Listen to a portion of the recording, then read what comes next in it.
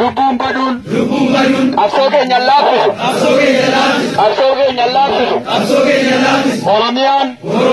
Oromiyaan sulultaan sabbataan lagdi xaafoo lagdi daadhii buraayuun finfinneen amboo qaxxatuun burruufni keenya irratti dhalanne irratti walurre irratti guddanne irratti duune irratti awwaalamne eessa dhaqna hin deemnu itichaa wayyaanee afaan qawwee rasaasni hidhaan ajjechaan qabsoo keenya hin laaffisu gumaa qaxxalaa gumaa barattoota keenya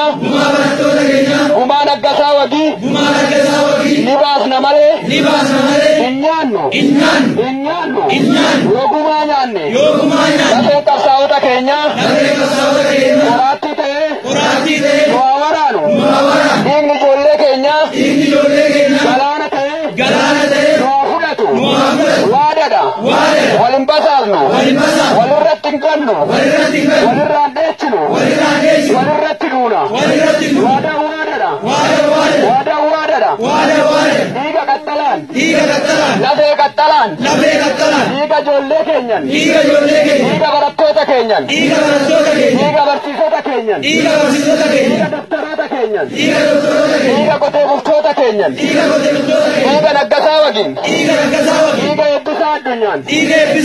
waadaa ni galla qabeenya qabnuun humna qabnuun meeshaa qabnuun keerroo cinaa nuurirra siidaa wayyaanee siidaa uppiidiyoo ofirraa buqqisnee siidaa ijoollee keenyaa siidaa qabsaa'ota keenyaa siidaa barattoota keenyaa siidaa barsiisota keenyaa ni dhaamna